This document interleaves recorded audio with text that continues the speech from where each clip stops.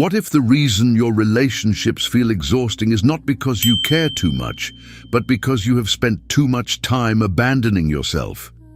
A lot of people think boundaries are harsh.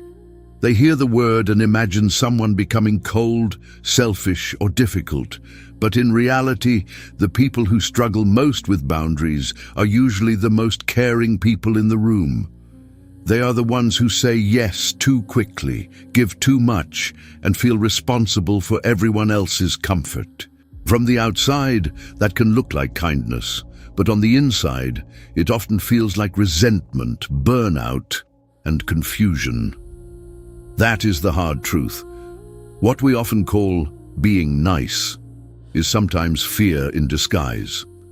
Fear of disappointing people, fear of conflict, fear of being seen as selfish, fear of losing love if you stop being endlessly available. If you have ever agreed to something you did not want to do, smiled when you were actually upset, or felt guilty just for wanting space, then you already know what this feels like. In this video, we are going to break that pattern down in a practical way. You are going to learn why guilt shows up when you try to set limits, and you're going to leave with 5 powerful tools you can start using right away. And if you stay until the end, I'm also going to give you a few bonus practical tools that make boundaries even easier to use in real-life situations. No vague advice, no empty slogans, just realistic ways to say no, protect your energy, and build relationships that do not cost you your identity. Let's start with a scene you probably know well. Someone asks you for a favor. Maybe it is a co-worker trying to hand off extra work. Maybe it is a friend asking you to rearrange your plans. Maybe it is a family member using guilt to get you to show up yet again. And before you even check in with yourself, you hear yourself say, "Sure, no problem," even though your body is tense, even though your mind is tired, even though what you really meant was no. If that sounds familiar, you are not weak and you are not broken. You have likely learned that keeping other people comfortable is safer than being honest about your limits. That pattern is often called people-pleasing. And it is exhausting because it slowly teaches you to disappear inside your own life. The more often you ignore your own needs, the harder it becomes to even recognize them. You stop asking what you want. You start asking what will keep everyone else happy. That is why learning to stop people-pleasing is not about becoming selfish. It is about becoming honest. It is about showing up as a real person instead of a constantly available version of yourself that exists to make life easier for everyone else. So why does saying no feel so terrible? Why does your heart race, your stomach tighten, and your mind instantly jump to worst-case scenarios? Why can one simple boundary feel like you have done something wrong? Because for many people, guilt around boundaries did not start in adulthood. It started much earlier. At some point, you may have learned that being loved, accepted, or safe depended on being useful, agreeable, and easy to manage. Maybe you grew up in a home where conflict felt dangerous. Maybe affection came more easily when you were helpful. Maybe your needs were minimized, so you learned to minimize them yourself. Over time, that creates a pattern. Your sense of worth becomes tied to how much you do for other people and how little trouble you cause. So when you finally try to set a limit, your nervous system does not interpret it as healthy. It interprets it as risky. That is why guilt can feel so intense. It is not always a sign that you are doing something wrong. Sometimes it is simply a sign that you are doing something unfamiliar. And that matters, because if you misunderstand guilt, you will obey it every time.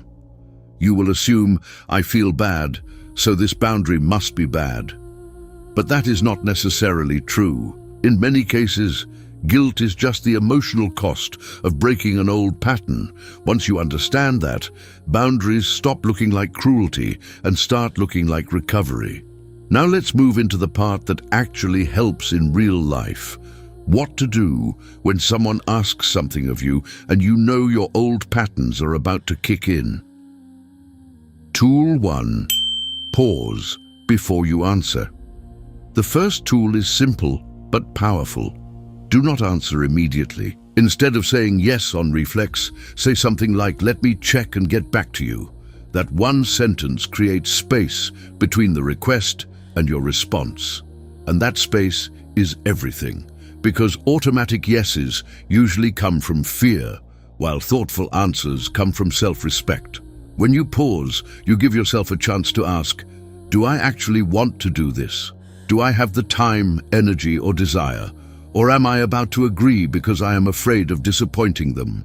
You do not need to make every decision on the spot. A pause is not rude, it is responsible. Tool 2. Use a clear, gentle no. A healthy no does not need to be dramatic or defensive. You can say, "I appreciate you thinking of me, but I can't do that right now." That is enough. A lot of people pleasers over-explain because they are trying to make the other person approve of the boundary.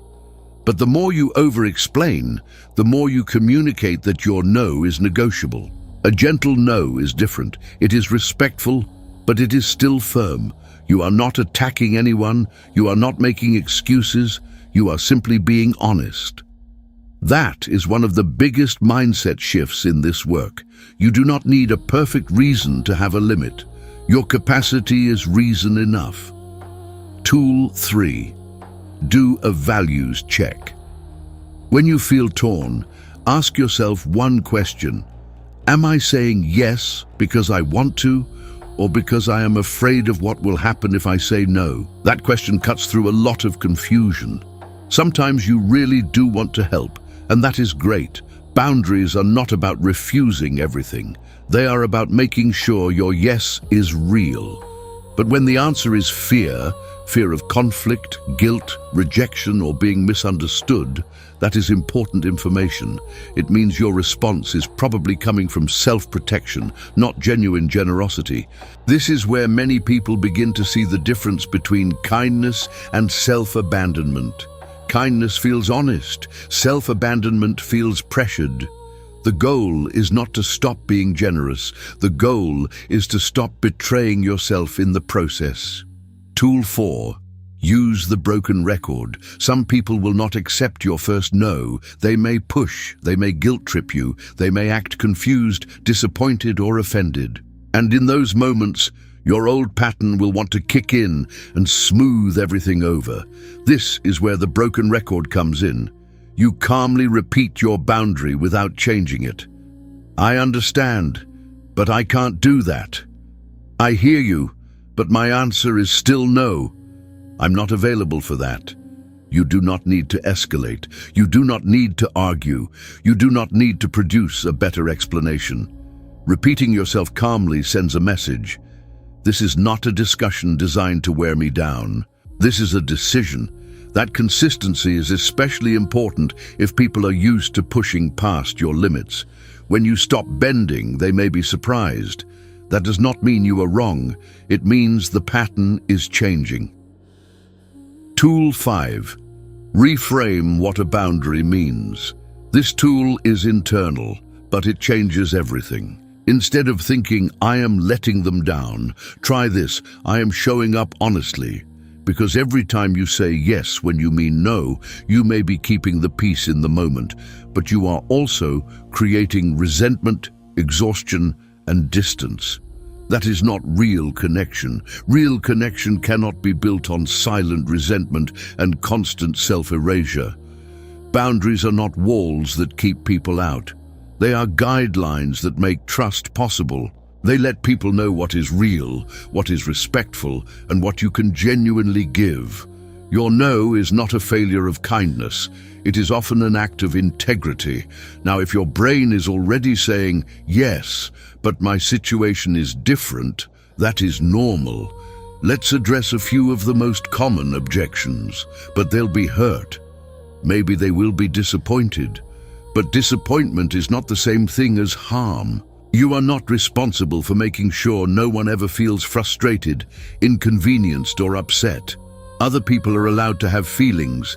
That does not mean you have done something wrong. A boundary is not an attack. It is information.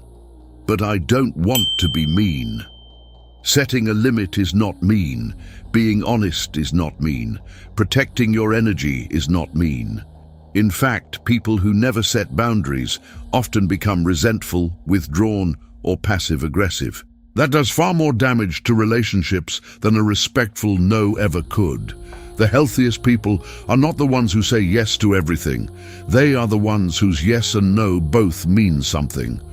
What if they get upset and leave? This fear runs deep for a lot of people, but it is worth asking, if someone only stays close to you when you overextend yourself, are they connected to you or to what you provide? Healthy relationships can tolerate limits. They may not always like them, but they can survive them. And if a boundary causes a relationship to fall apart, that boundary did not destroy something healthy. It revealed something unstable. As promised, if you stayed until the end, here are a few bonus tools that can make this even easier in everyday situations. Bonus tool 1. Use a default boundary phrase. Come up with one sentence you can use often so you do not have to invent a response under pressure. Something like, "I'm not able to commit to that right now. That doesn't work for me. I can't take that on." When you already have the language ready, it is much easier to stay grounded in the moment. Bonus tool 2. Let silence do some work. One reason people backtrack on boundaries is because silence feels uncomfortable. You say no, the other person pauses, and you rush in to fill the space with explanations. Try not to. Say your boundary, then stop talking. Silence does not mean you did something wrong. It usually just means the other person is adjusting to an answer they did not expect. Let them adjust. So here is the challenge. Pick one tool and use it once this week. That is how this changes. Not through a total personality transformation, but through small, honest moments where you stop abandoning yourself. And the version of you who can do that already exists. You do not need to become someone else. You just need to practice making different choices. If this video helped you in any way, make sure to subscribe and turn on notifications. On this channel, we talk a lot about mental health, mindset, and how to build a life that actually feels good to live. And if you have a friend who really needs to hear this right now, share this video with them. It might be exactly what they need to hear. Thanks for watching, and I'll see you in the next one.